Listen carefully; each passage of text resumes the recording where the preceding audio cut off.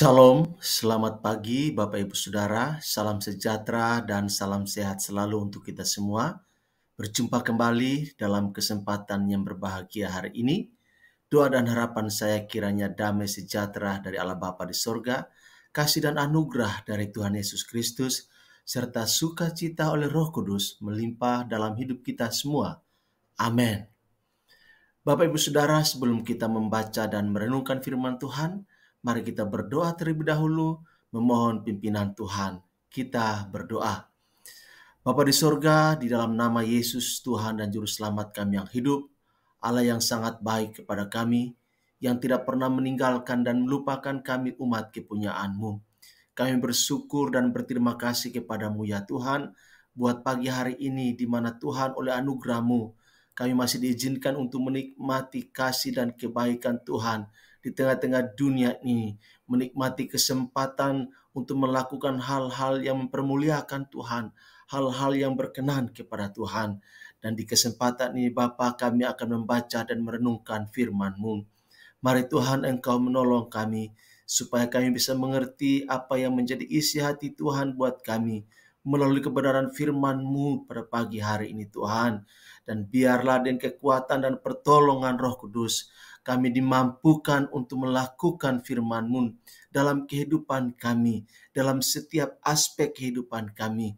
Biarlah firman-Mu menguasai kami ya Tuhan, sehingga kata-kata kami, sikap kami, tindakan kami, perbuatan kami seturut dengan kebenaran firman-Mu. Terima kasih Tuhan, kami siap untuk membaca dan merenungkan firman-Mu. Di dalam nama Tuhan Yesus kami berdoa. Haleluya. Amin.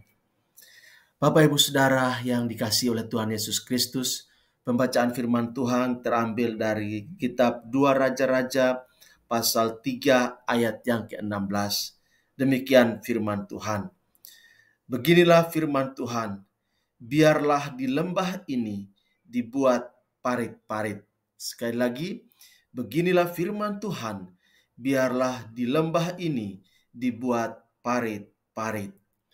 Bapak Ibu Saudara yang dikasihi oleh Tuhan Yesus Kristus, berkat dan pertolongan dari Tuhan seringkali datang justru pada saat harapan sepertinya tidak ada lagi. Dan secara logika manusia mengatakan itu sudah tidak mungkin. Kesembuhan sering terjadi justru pada saat semua dokter mengangkat tangan dan mengatakan bahwa sakitnya sudah tidak dapat disembuhkan apapun caranya.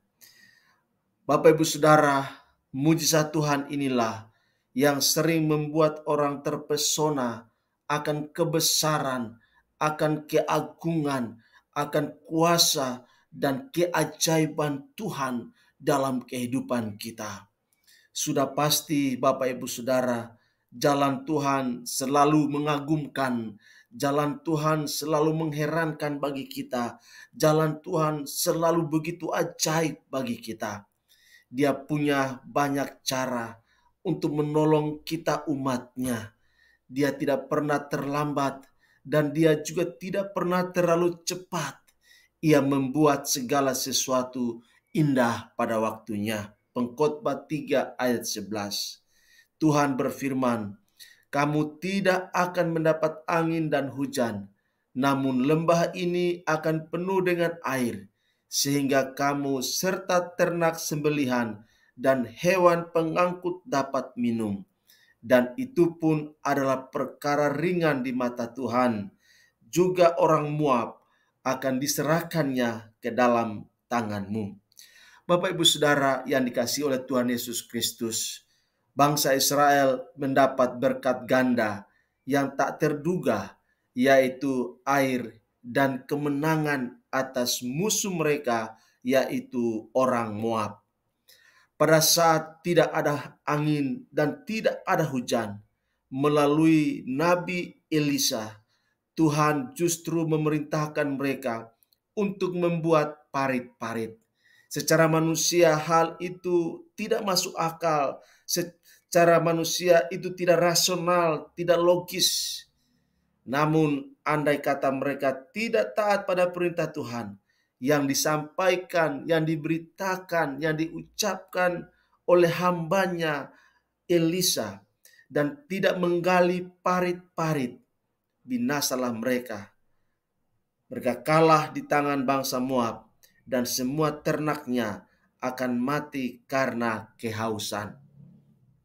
Bapak Ibu Saudara yang dikasihi oleh Tuhan Yesus Kristus, disinilah terkandung satu rahasia, suatu misteri ilahi yang sangat besar dan mengagumkan, yaitu bahwa berkat Tuhan dan pertolongannya tidak akan turun jika tidak ada ketaatan, jika tidak ada iman yang disertai dengan tindakan, yang disertai dengan perbuatan dari umat-umatnya.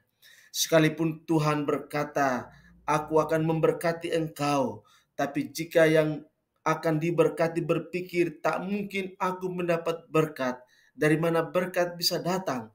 Tokoku sepi terus, usahaku hanya kecil begini, mana mungkin?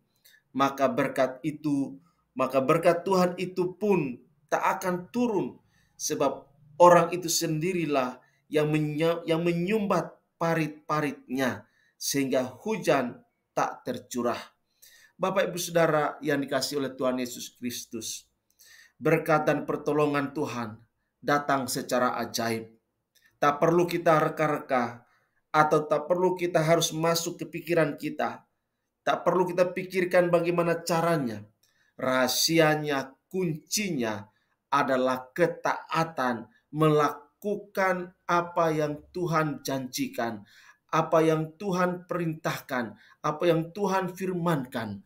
Maka itu pasti akan terjadi. Itu pasti akan kita alami ketika kita melakukan apa yang Tuhan perintahkan dengan penuh ketaatan. Jadi Bapak Ibu Saudara yang dikasihi oleh Tuhan Yesus Kristus, kita harus membangun kehidupan iman kita dalam ketaatan kepada perintah-perintah Tuhan. Maka berkat-berkat Tuhan, keajaiban perbuatan Tuhan, pertolongan Tuhan, mujizat Tuhan akan dinyatakan secara ajaib dalam hidup saya, dalam hidup saudara, dalam hidup kita semua. Oleh karena itu, jangan pernah memberontak, jangan pernah mengukur dengan logika firman Tuhan, tapi biarlah iman kita yang terus menyemangati kita untuk taat dan setia melakukan apa yang Tuhan kehendaki. Maka pada saat kita angkat tangan, Tuhan akan turun tangan memberkati kehidupan kita. Demikian firman Tuhan buat kita pada kesempatan ini. Tuhan Yesus berkati dan shalom untuk kita semua. Amin.